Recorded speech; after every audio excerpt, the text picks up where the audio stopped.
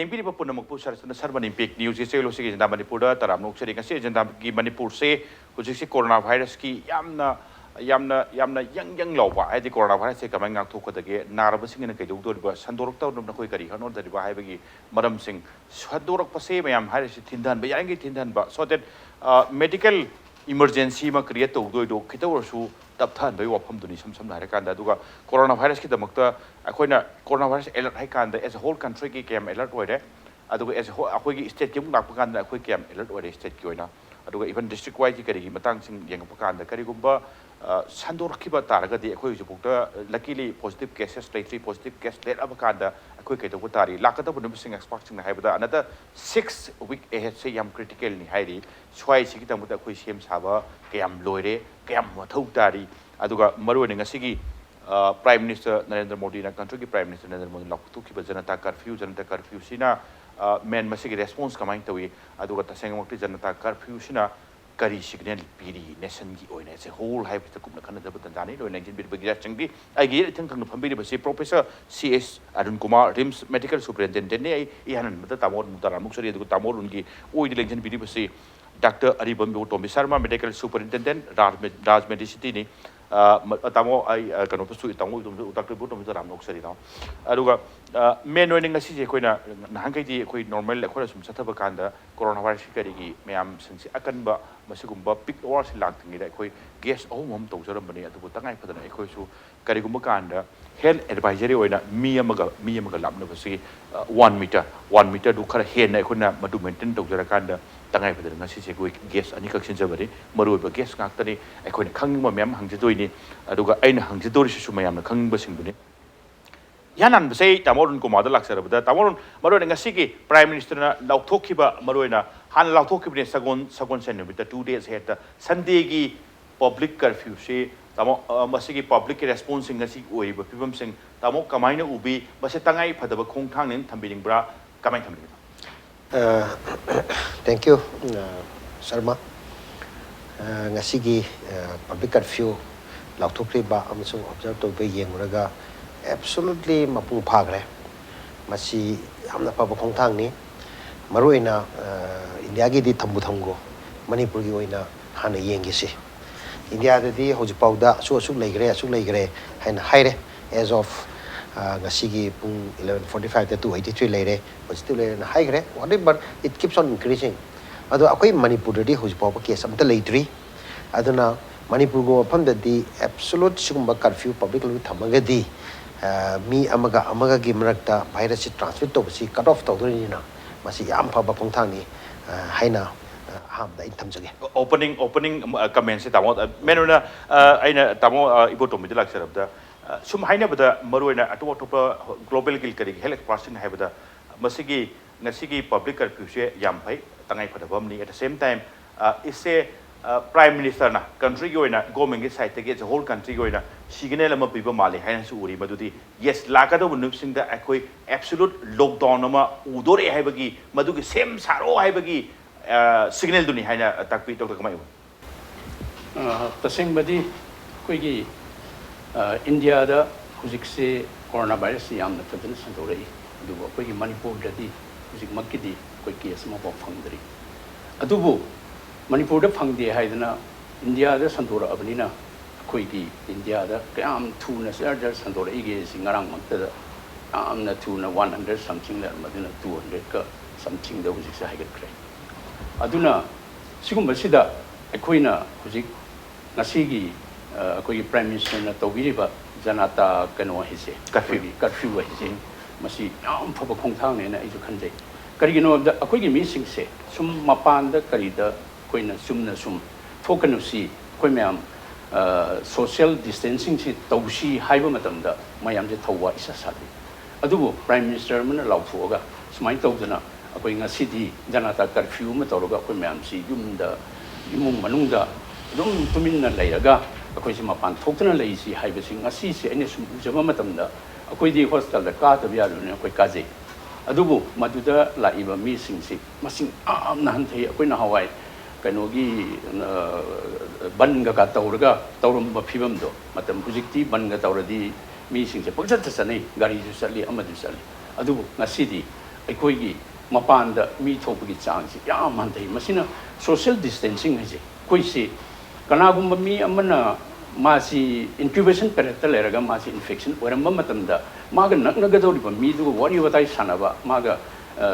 ꯌꯥꯝ ꯅꯛꯁꯟꯅ ꯂꯩꯃꯤꯟꯅꯕ ꯃꯇꯝꯗ ꯃꯉꯣꯟꯗ ꯋꯥ ꯉꯥꯡꯊꯣꯔꯛꯄ ꯑꯩꯈꯣꯏꯒꯤ ꯍꯛꯊꯤ ꯈꯜꯂꯛꯄ ꯑꯗꯒꯤ ꯂꯣꯛ ꯈꯨꯗꯣꯔꯛꯄ ꯃꯇꯝꯗ ꯃꯉꯣꯟꯗꯒꯤ ꯊꯣꯛꯂꯛꯏꯕ ꯗ꯭ꯔꯣꯞꯂꯦꯠꯁꯤꯡꯗꯨꯅ ꯃꯉꯣꯟꯗ ꯆꯪꯈ꯭ꯔꯒ ꯃꯥꯁꯤ ꯅꯥꯕ ꯌꯥꯏ ꯑꯗꯣ ꯍꯥꯏꯔꯤꯕꯁꯦ ꯃꯁꯤꯁꯤꯡꯁꯤ ꯑꯩꯈꯣꯏ ꯁꯨꯃꯥꯏꯅ ꯇꯧꯗꯅ ꯃꯤꯁꯤ ꯂꯥꯞꯅ ꯂꯩꯅꯔꯕ ꯑꯩꯈꯣꯏ ꯃꯌꯥꯝꯁꯦ ꯁꯨꯃꯥꯏꯅ ꯁꯣꯁꯤꯌꯦꯜ ꯗꯤꯁꯇꯦꯟꯁꯤꯡ ꯇꯧꯗꯅ ꯃꯤꯁꯤꯡꯁꯦ ꯃꯅꯨꯡꯗ ꯂꯩꯅꯔꯒ ꯑꯩꯈꯣꯏꯁꯤ ꯃꯤꯁꯤ ꯌꯥꯝ ꯊꯣꯛꯇ꯭ꯔꯕꯣꯏꯗꯤ ꯑꯩꯈꯣꯏ ꯁꯤꯒꯨꯝꯕ ꯁꯟꯗꯣꯔꯛꯄꯁꯦ ꯊꯤꯡꯕ ꯉꯝꯒꯅꯤ ꯍꯥꯏꯕ ꯑꯥꯏꯗꯤꯌꯥꯗꯨꯗꯅꯤ ꯍꯧꯖꯤꯛ ꯑꯩꯈꯣꯏ ꯄ꯭ꯔꯥꯏꯝ ꯃꯤꯅꯤꯁꯇꯔꯅ ꯉꯁꯤ ꯇꯧꯕꯤꯔꯤꯁꯦ ꯃꯁꯤ ꯑꯩ ꯃꯁꯤ ꯌꯥꯝ ꯐꯩꯌꯦꯅ ꯈꯜꯂꯤ ꯊꯤꯡꯕ ꯑꯦꯟ ꯄ꯭ꯂꯁ ꯃꯔꯨꯑꯣꯏꯅ ꯏꯍꯥꯟ ꯍꯥꯟꯕꯗ ꯇꯞꯊꯍꯟꯕꯒꯤ ꯋꯥꯐꯝ ꯇꯞꯊꯍꯟꯕ ꯇꯥꯃꯣꯅꯀꯣ ꯑꯩ ꯀꯣꯏꯁꯟꯁꯤꯡ ꯈꯔ ꯊꯨꯖꯔꯛꯀꯦ ꯃꯔꯨꯑꯣꯏꯅ ꯉꯁꯤꯒꯤ ꯃꯔꯨꯑꯣꯏꯅ ꯄꯕ꯭ꯂꯤꯛ ꯀꯔꯐ꯭ꯌꯨ ꯖꯅता ꯀꯔꯐ꯭ꯌꯨꯁꯦ ꯃꯌꯥꯝꯅ ꯁꯨꯝ ꯍꯥꯏꯕꯗ ꯑꯦꯛꯁꯄꯥꯔꯠꯁꯤꯡꯅ ꯍꯥꯏꯕꯗ ꯃꯁꯦ ꯂꯥꯛꯀꯗꯧꯕ ꯅꯨꯃꯤꯠꯁꯤꯡꯗ ꯂꯣꯛꯗꯥꯎꯟ ꯁꯨꯡꯁꯣꯏ ꯁꯣꯏꯗꯅ ꯊꯦꯡꯅꯔꯤ ꯂꯣꯛꯗꯥꯎꯟ ꯁꯨꯡꯁꯣꯏ ꯁꯣꯏꯗꯅ ꯇꯧꯅꯤ ꯔꯦꯗꯤ ꯂꯩꯔꯣ ꯍꯥꯏꯕꯒꯤ ꯏꯚꯦꯟꯅꯦꯅ ꯃꯌꯥꯝꯁꯤꯡ ꯎꯔꯤ ꯀꯃꯥꯏ ꯈꯜꯂꯤ ꯑꯗꯨꯒꯤ ꯃꯤꯅꯤꯡꯗ ꯑꯩꯈꯣꯏ ꯂꯧꯕ ꯌꯥꯏ on one hand ꯑꯩꯈꯣꯏ ꯃꯗꯨ ꯂꯧꯕ ꯌꯥꯏ in the coming days ꯁꯤꯁꯤꯗ ꯑꯩꯈꯣꯏꯒꯤ ꯏꯟꯗꯤꯌꯥꯁꯤ ꯁ꯭ꯇꯦꯖ 2ꯅꯦ ꯍꯥꯏꯅ ꯂꯧꯔꯤꯀꯣ epidemiological termꯗ 3, 4 ꯍꯦꯟꯅ ꯂꯧꯔꯒꯗꯤ then is completely different out of ꯀꯩꯅꯣ ꯑꯣꯏꯗꯣꯏꯅꯦ ꯑꯗꯨꯅ ꯃꯗꯨ ꯂꯥꯛꯇꯅꯕꯅꯤ ꯌꯥꯝ ꯀꯟꯅ ꯍꯣꯠꯅꯔꯤꯁꯦ at least ꯂꯥꯛꯑꯁꯨ ꯑꯩꯈꯣꯏ ꯃꯤ ꯈꯔꯗꯤ ꯀꯟꯗꯕ ꯌꯥꯗꯦꯕ at least ꯀꯟꯕ ꯉꯝꯕ ꯈꯔꯒꯗꯤ ꯀꯟꯗꯕ ꯌꯥꯗꯦ ꯑꯗꯨꯕꯨ ꯑꯩꯈꯣꯏꯅ as a trial ꯑꯣꯏꯅ ꯑꯁꯤꯁꯤ ꯄꯕ꯭ꯂꯤꯛ ꯖꯅता ꯀꯔꯐ꯭ꯌꯨ ꯇꯧꯔꯦ ꯑꯗꯨꯒ coming daysꯗ ꯁꯨꯝ ꯇꯧꯅ ꯍꯦꯟꯒꯠꯂꯒꯗꯤ ꯀꯝꯄ꯭ꯂꯤꯠ ꯂꯣꯛꯗꯥꯎꯟ ꯐꯥꯎꯕ ꯇꯧꯔꯛꯄ ꯌꯥꯕꯒꯤ ꯄꯣꯁꯤꯕꯤꯂꯤꯇꯤ ꯂꯩ ꯑꯗꯨꯒ ꯁꯦꯝ ꯁꯥꯔꯣ ꯍꯥꯏꯕꯅꯤ ꯁꯝ ꯁꯝꯅ ꯍꯥꯏꯔꯀꯥꯟꯗ ꯇꯥꯃꯣ ꯑꯅꯗꯔ ꯀ꯭ꯋꯦꯁꯟ ꯃꯅꯤꯄꯨꯔꯒꯤ ꯑꯣꯏꯅ ꯇꯥꯃꯣ ꯄꯣꯄꯨꯂꯦꯁꯟ ꯑꯦꯔꯥꯎꯟ 28 ꯂꯥꯛ ꯂꯩꯕꯗ ꯍꯧꯖꯤꯛ ꯐꯥꯎꯗ ꯍꯦꯜꯊ ꯗꯥꯏꯔꯦꯛꯇꯣꯔꯦꯠꯀꯤ ꯔꯤꯄꯣꯔꯠ ꯗꯥꯇꯥ ꯃꯣꯏꯅ ꯄꯤꯊꯣꯛꯄ ꯑꯩꯈꯣꯏꯒꯤ ꯔꯟꯅꯤꯡ ꯗꯥꯇꯥꯗ ꯍꯥꯏꯔꯤꯁꯦ ꯃꯔꯨꯑꯣꯏꯅ ꯍꯧꯖꯤꯛ ꯐꯥꯎꯗ ꯇꯥꯃꯣ ꯑꯩꯈꯣꯏꯅ ꯁꯨꯝ ꯐꯪꯖꯕꯗ 20 ꯁꯦꯝꯄꯜꯃꯨꯛ ꯇꯦꯁ ꯇꯧꯕꯒꯤ ꯊꯥꯕꯅꯤ ꯇꯥꯃꯣ ꯁꯝ ꯁꯝꯅ ꯍꯥꯏꯔꯀꯥꯟꯗ ꯁꯔꯚꯤꯂꯦꯟꯁꯇꯕꯨꯗꯤ ꯈꯔ ꯑꯦꯔꯥꯎꯟ 300 400 ꯑꯦꯔꯥꯎꯟ ꯂꯩꯕ ꯑꯗꯨꯒ ꯁꯦꯝꯄꯜ ꯊꯥꯕ ꯃꯅꯤꯄꯨꯔꯒꯤ ꯂꯩꯕ ꯄꯣꯄꯨꯂꯦꯁꯟ ꯊꯥꯔꯤꯕ ꯁꯤꯝꯄꯜ ꯁꯣꯐꯥꯎ ꯍꯧꯖꯤꯛ ꯐꯥꯎꯗꯕꯨꯗꯤ ꯄꯣꯖꯤꯇꯤꯚ ꯑꯣꯏꯗꯦ ꯍꯥꯏꯕ ꯂꯥꯛꯏꯕ ꯀ꯭ꯋꯦꯁꯟꯗꯤ ꯇꯥꯃꯣ ꯄꯣꯄꯨꯂꯦꯁꯟꯁꯤꯒ ꯇꯧꯔꯤꯕ ꯇꯦꯁꯇꯨꯒ ꯃꯁꯤꯡ ꯆꯥꯟꯅꯕ꯭ꯔꯥ ꯏꯁꯝ ꯁꯝꯅ ꯍꯥꯏꯔꯀꯥꯟꯗ ꯀꯔꯤꯒꯨꯝꯕ ꯀꯥꯟꯗ ꯑꯩꯈꯣꯏꯅ ꯍꯧꯖꯤꯛ ꯈꯤꯇꯪꯗꯤ ꯁꯥꯐꯔꯤ ꯃꯗꯨꯗꯤ ꯄꯣꯖꯤꯇꯤꯚ ꯀꯦꯁ ꯎꯗꯦ ꯍꯥꯏꯕ ꯇꯦꯁ ꯇꯧꯕ ꯃꯁꯤꯡ ꯋꯥꯠꯄꯅꯔ ꯁꯤꯅꯤ ꯇꯥꯃꯣ ꯃꯁꯤ ꯍꯣꯏ ꯃꯁꯤ on one side ꯃꯗꯨ ꯑꯩꯈꯣꯏꯅ ꯆꯨꯝꯃꯦ ꯍꯦꯟꯅ ꯂꯧꯔꯁꯤ population 28 lakhs or 30 lakhs ꯑꯗꯨꯒ ꯇꯦꯁ ꯇꯧꯕ ꯃꯁꯤꯡꯅ 20 plus ꯇꯧꯈ꯭ರೆ ꯔꯤꯝꯁꯇ ꯑꯩꯈꯣꯏ 3 ꯇꯧꯈ꯭ꯔꯕꯅꯤ all are negative ꯑꯗ ꯃꯁꯤꯗ ꯑꯩꯈꯣꯏꯅ ꯀꯟꯇ꯭ꯔꯣꯜ ꯇꯧꯔꯤꯁꯤ DHR ICMRꯅ ꯀꯟꯇ꯭ꯔꯣल ꯇꯧꯋꯦ ꯑꯩꯈꯣꯏꯒꯤ ꯚꯥꯏꯔꯦꯜ ꯔꯤꯁꯔꯆ ꯑꯦꯟड ꯗꯥꯏꯒꯅꯣꯁꯇꯤꯛ ꯂꯦꯕ ꯔꯤꯝꯁꯇ ꯂꯩꯔꯤꯕꯁꯤꯅ ꯁ꯭ꯇꯦꯠꯀꯤ ꯚꯥꯏꯔꯦꯜ ꯔꯤꯁꯔꯆ ꯀꯩꯅꯣꯅꯤ ꯑꯗꯨꯒ ꯖꯦꯅꯤꯝꯁꯇ ꯂꯩꯔꯤꯁꯤꯅ ꯖꯦꯅꯤꯝꯁꯀꯤꯅꯤ ꯑꯗꯨ ꯅꯣꯗꯦꯜ ꯑꯣꯐꯤꯁꯔꯁꯤ ꯖꯦꯅꯤꯝꯁꯀꯤ ꯍꯦꯗꯁꯤꯅ ꯅꯣꯗꯦꯜ ꯑꯣꯐꯤꯁꯔ ꯑꯣꯏ ꯑꯗꯨ ꯉꯁꯥꯏꯒꯤ ꯔꯤꯑꯦꯖꯦꯟꯁꯤꯗꯤ ꯀꯗꯥꯏꯗꯒꯤ ꯐꯪꯉꯤ ꯑꯩꯈꯣꯏꯅ ICMR Indian council of medical research new ꯗꯦꯜꯂꯤꯗꯒꯤ ꯊꯥꯔꯛꯄꯅꯤ ꯑꯗꯨꯒ ꯂꯦꯕꯣꯔꯦꯇꯔꯤꯗ ꯁꯤꯖꯤꯟꯅꯔꯤꯕ ꯈꯨꯠꯁꯨ ꯈꯨꯠꯂꯥꯏ ꯑꯩꯈꯣꯏꯒꯤ PCR ꯃꯦꯆꯤꯟ ꯃꯌꯥꯝꯁꯤꯁꯨ ICMRꯅ ꯄꯤꯔꯛꯄꯅꯤ ꯑꯗꯨꯒ ꯔꯤꯑꯦꯖꯦꯟꯁꯨ ꯃꯣꯏꯅ ꯄꯤꯔꯛꯄ ꯃꯦꯆꯤꯟꯁꯨ ꯃꯣꯏꯅ ꯄꯤꯔꯛꯄ ꯑꯗꯨꯒ ꯇ꯭ꯔꯦꯅꯤꯡ ꯐꯥꯅꯤꯡ ꯀꯃꯥꯏꯅ ꯇꯧꯒꯗꯒꯦ everything control run time everything ꯃꯣꯏ ꯌꯥꯎꯔꯒ ꯇꯧꯕꯅꯤ ꯇꯦꯁꯁꯤ ꯁꯤ ꯇꯧꯔꯦ ꯃꯣꯏꯅ ꯑꯃꯨꯛ ꯆꯨꯝꯃꯦ ꯍꯥꯏꯅ ꯑꯩꯈꯣꯏꯁꯦ ꯇꯦꯁ ꯇꯧꯕꯁꯤ ꯃꯣꯏꯗ ꯑꯃꯨꯛ ꯇ꯭ꯔꯥꯏꯌꯦꯜ ꯇꯧꯔꯦ ꯗꯦꯜꯂꯤꯗ ꯑꯗꯩ ꯆꯨꯝꯃꯦ ꯄꯨꯅꯥꯗ ꯇꯧꯔꯦ ꯆꯨꯝꯃꯦ ꯍꯥꯏꯔ ꯀꯥꯟꯁꯤꯗ ꯌꯨ ꯁ꯭ꯇꯥꯔꯠ ꯍꯥꯏꯔꯛꯄꯅꯦꯕ ꯑꯗꯩ ꯑꯩꯈꯣꯏꯒꯤꯗꯤ ꯇꯥꯡ 12 ꯍꯧꯈ꯭ರೆ ꯑꯩꯈꯣꯏꯗ ꯌꯨ ꯁ꯭ꯇꯥꯔꯠ ꯍꯥꯏꯔꯛꯈ꯭ꯔꯦꯕ ꯑꯁꯤꯗꯒꯤꯅ ꯍꯧꯖꯤꯛ ꯐꯥꯎꯕꯗ 8 ꯇꯧꯔꯦ ꯗꯦ ꯑꯥꯔ ꯑꯣꯜ ꯅꯦꯒꯦꯇꯤꯚ ꯂꯥꯛꯆꯔꯤꯕ ꯀ꯭ꯋꯦꯁꯟꯗꯤ ꯒꯥꯏꯗꯂꯥꯏꯟ ꯑꯃꯒꯤ ꯃꯈꯥꯗ ꯑꯩꯈꯣꯏꯅ ꯇꯧꯕꯅꯤ ꯒꯥꯏꯗꯂꯥꯏꯟꯁꯤ ꯀꯔꯤꯅꯣ ꯍꯥꯏꯕꯗ ꯑꯩꯈꯣꯏꯒꯤ ꯑꯦꯅꯤ ꯄꯦꯁꯦꯟ ꯁꯤꯝꯇꯣꯃꯦꯇꯤꯛ ꯄꯦꯁꯦꯟ ꯑꯣꯏꯒꯗꯧꯕ ꯁꯤꯝꯇꯣꯃꯦꯇꯤꯛ ꯄꯦꯁꯦꯟ ꯀꯔꯝꯕ ꯄꯦꯁꯦꯟꯅꯣ नंबर 1 foreign country चलूबा country dot like हानसु अखोइना मयामनसु खंगनरबा गाक्तनी यूरोपियन कंट्रीज हारगा Germany France UK Spain Italy अदगी अमेरिका USA अदगी मिडल ईस्ट हारगा समना हारदा ईरान अदगी Dubai Saudi Arabia Asian countries हारो कोई चाइना जापान साउथ कोरिया अदगी फिलीपींस सिंगापुर हांगकांग लेदीदना थाईलैंड बैंकॉक सिगुम लेरिबा मैमसिदा चलुबा इवन श्रीलंका ढाका नेपाल पाकिस्तान अफगानिस्तान इंडिया की मफम दो ओइरगना इंडिया की होजे कोविड-19 थोइबा जगह पर्टिकुलर प्लेस दिल्ली गुम खरा जयपुर की सोयमान मेडिकल कॉलेज अदुदा वर्क तोबक लेदना sigumba chaluba missing do direct expose to pasing do aduguma missing do na akhoi lakanda imphal dal manipur da lakanda or india lakanda moisi quarantine tok jagado ne masana automatically home quarantine tok jagado ne ba tawringai si the symptom la aba then they are fit candidate for covid-19 ki test to ne ba si number 1 ko si number 1 ne hujiki marune ICMR ki leiriba guidelines guidelines tawning ina pangtok to ga ai tok thok pu ya da ba ma symptom leitaba yade leitaba yade symptom si guideline duna maru ora kanda tangai phadana tawriba phim se guideline du matung na tawbuni yam hin to su yate yamna wana to su yate ya du da symptom legi to yes taw ai da mo bidom da maru ina meno na wa hoji bude na state ki oba context thang bure ta wa state ki data hai bata overall country ki yeng bakanda country india si yam sandur ya ga di manipur puti si dai le report ni to mo sum concern to di ya ro ni ta wa india ki no su atop top country sing ki health experts ngai ri si india population around 130 crore aduga hujik test se more than around 15,000 has test se positive oiriba masing test maroi mo haje tested tauba hujik photo test tauba masing se population ga yengoradi yam handari simang na su oiram ba yai infected mi yam handari urisi haibagi area ma pauri ba da basi kai happening is masidane hujiki ngasai doctor nu haibigi bado koigi ICMR na WHO na piriba koigi criteria khar leidi ba koi mi ma test tawninge na koi hekta tawba yadi ba test si tawba matamda test amada lupa 5,000 guma change adu hairibasi akoina mi khudamak test taw leradi maduda lakador result do madu positive oidi aduna moina tawrisi criteria khapi sumaina akoigi mi amasi leho hograba aduga atopa akoigi respiratory tract mari leinaba akoi symptom khara leiraba cough kumba adigi difficulty in breathing gumba natraga daya gumba tawba sigi manung da ani gumba leiraba aduga mi se kari gumba akoigi foreign gumba natraga atopa akoigi outside manipur da leiba akoigi huji kano sandoiba covid-19 sandoiba area du da satluba adugumba gi history leirboidi akoina madu da test tawgadabni sine aduna madugi criteria da sudradi akoina maduda test tawrubasida akoi result su akoina phanayam tawrasu akoi positive oiba result se yam hen ko su phangbanga moyeba maduda akoigi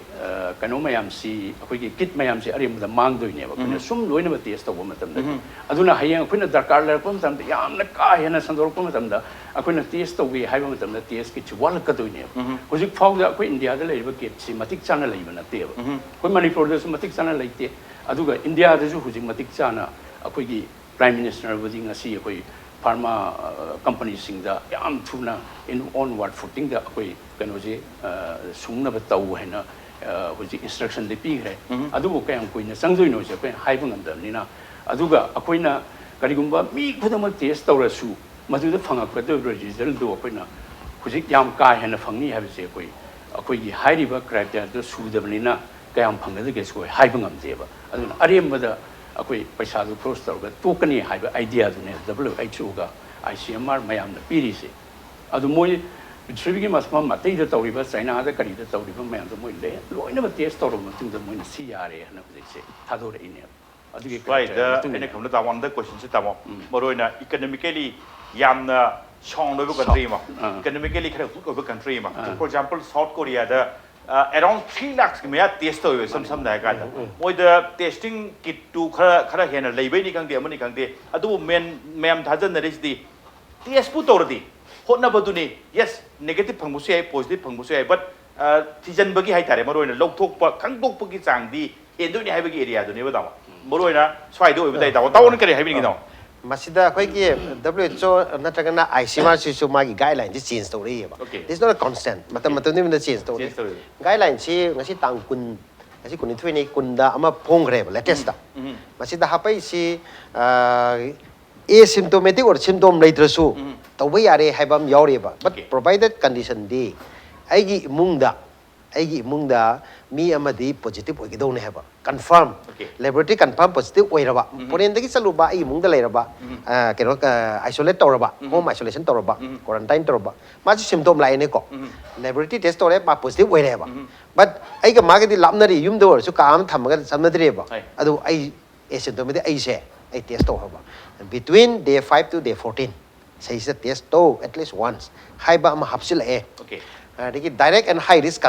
contact ꯍꯥꯏꯅ ꯑꯗꯨ ꯍꯧꯖꯤꯛꯀꯤ ꯃꯤꯗꯨꯅꯤ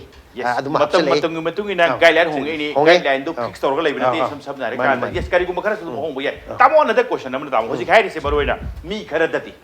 ꯈꯔꯗꯗꯤ data ꯍꯧꯖꯤꯛ ꯆꯤꯅꯥꯒꯤ ꯀꯔꯤꯒꯤ data ꯊꯣꯛꯅꯔꯛꯄ ꯍꯧꯔꯦ ꯃꯤ ꯈꯔꯗꯗꯤ ꯑꯃꯔꯣꯝꯗ ꯍꯥꯏꯔꯗꯤ ꯏꯟꯐꯦꯛꯇꯦꯗꯇꯤ ꯑꯣꯏꯔꯕ ꯚꯥꯏꯔꯁꯇꯤ ꯆꯪꯈ꯭ꯔꯕ ꯕꯠ ꯃꯉꯣꯟꯗ ꯁꯤꯝꯇꯣꯝ ꯂꯥꯏꯑꯣꯡ ꯑꯃꯠꯇ ꯎꯠꯊꯣꯛꯇꯕ ꯃꯁꯥꯗꯣ ꯑꯗꯨꯝ ꯈꯤꯡꯅ ꯃꯁꯥ ꯐꯅ ꯑꯗꯨꯝ ꯆꯠꯄ ꯑꯗꯨꯒ ꯃꯔꯨꯑꯣꯏꯅ ꯁꯤꯝꯇꯣꯝ ꯎꯠꯇꯕ ꯁ꯭ꯋꯥꯏ ꯀꯥꯟꯗꯗꯤ ꯇꯥꯃꯣ ꯁꯤꯝꯇꯣꯝꯒꯤ ꯀ꯭ꯔꯥꯏꯇꯦꯔꯤꯌꯥ ꯑꯃ ꯊꯝꯃꯀꯥꯟꯗ ICMRꯒꯤ ꯃꯗꯨꯒꯤ ꯁꯤꯝꯇꯣꯝꯗꯣ ꯂꯩꯔꯗꯤ ꯇꯦꯁ ꯇꯧꯕ ꯍꯥꯏꯕ ꯋꯥꯐꯝꯁꯦ ꯇꯥꯃꯣ